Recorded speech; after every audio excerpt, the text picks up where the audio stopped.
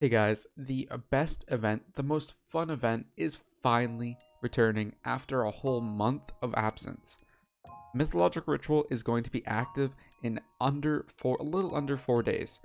So look forward to that. And right now I'll talk about how you can prepare and what you should look forward to. But before I do, I just want to thank you guys for the support on the last few videos. You guys have been killing it. You guys have been super nice. You guys like the new editing style. Definitely know you've seen the comments.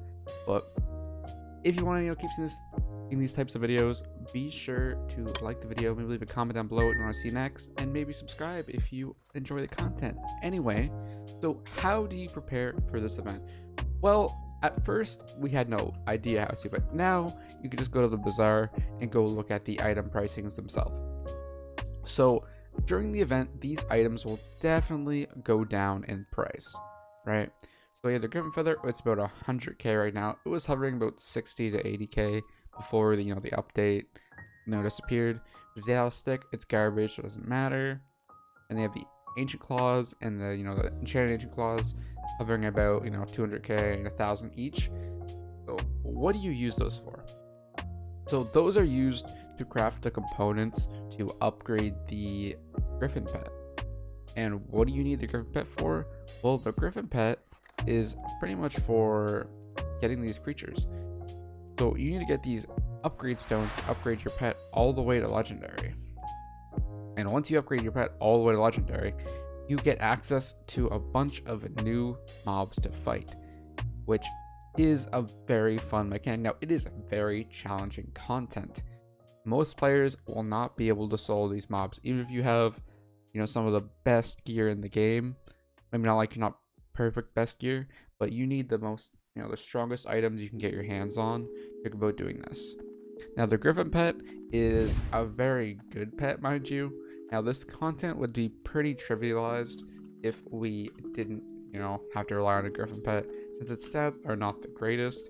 But for most players that can't afford an E-Drag, it is a very nice option, which it gives you a good amount of strength, given our crit damage, and it gives you regen and strength. But a lot of the time people have what's it called, the God Pod on, so it doesn't even matter. The healing nearby, if you're sold, it doesn't matter as well. But pretty much you only benefit from the King of Kings perk, which is a 15% strength boost, which is awesome considering I have about 1k strength, so that's 150 more strength tacked on my build at the end. So I like that quite a bit. There's also 10 magic fights. This is definitely one of the top tier pets, maybe like a top tier dungeon pet, I guess you could say. But beyond that, I don't really know how it would get much use. I think it might be worth trying in dungeons, but you need this if you want to make the most coins in the dungeon. So what kind of loot can you get? So there is quite a few items you can get. There's the Dale Stick, as we already went over. It creates an axe that is not that good. I hope now the event's coming back they do some kind of rework with it, because all it is a slightly better version of the Raider's Axe that gives you some, not even it doesn't give you magic find, it just copies your pet stats onto the weapon, right? Which is an interesting ability, but the only pet that really gives you good enough stats to even have a value is the Dragon Pet. And as you can see, it doesn't really make it that insane. It's kind of lame if you ask me. And it's also 40 blocks in 2 of these, so it is very expensive to go for.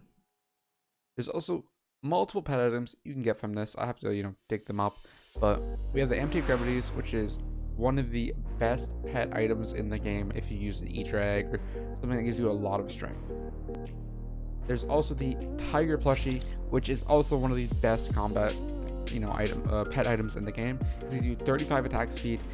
35 attack speed is a lot of attack speed, mind you.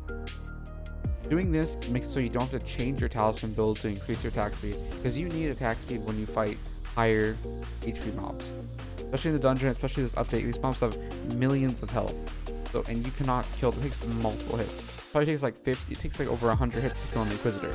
It takes not as many to kill a Minos follower, but it takes a lot of hits, and so attack speed will help you out keep with those hits, so you are able to lifesteal, sustain, and not let yourself die. There's also other items like the Shelmet, which is an interesting item, I do gotta say. Very interesting item. It prevents knockback, which is pretty good. But again, I don't think it's that useful. And there's also two other items too. One is the Minos Relic, which is super rare. There's not too many of those in the game, which I hopefully this time around it gets buffed, because it has a very interesting ability where it increases all pet stats by 33%. So the only pet I'd really think this would be good on would be like the Wither skeleton pet. Beyond that, there's like no merit in giving up, like, you know, this to any pet like your DPS pet, because 33% boost, even if you be times by 2, yada yada, it'd still be weaker than, you know, the Remedies pet, which is, you know, why use something 100 times more expensive when this is cheaper, or the Remedies cheaper. And there's also the Wash Souvenir, which gives spicy future chance. I think it's overvalued, but whatever. Finally, there's the creme de la creme, which is the Chimera book. Now, unfortunately, they released a new enchant recently, if anyone knows, called Swarm. And honestly, I think Swarm blows this enchant out of the water, which is kind of unfortunate because Chimera didn't have any time to be the best ultimate enchant. Because it was really good at the time. It's like, wow, this thing's so good and it's so rare. But now just Swarm and you get it like every other dungeon chest, and it's just like, well, I guess the value in this is not that good. So again, I still want to look forward to grinding it, because, you know, maybe it can make like a Chimera 5 sword and have like a nice Daedalus axe with like a bajillion magic find, like 54 magic find on it. I think that would be cool.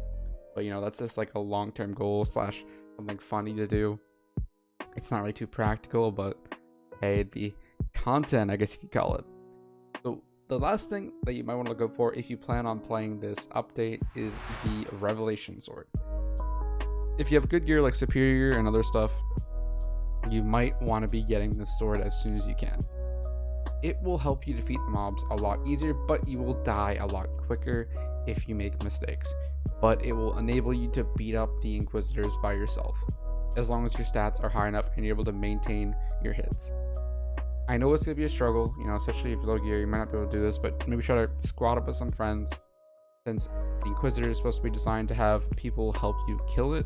So again, it's literally just, it's supposed to be group content, but again, I like doing stuff solo, so I try to solo everything. And I do die quite a bit to these mobs, so keep that in mind.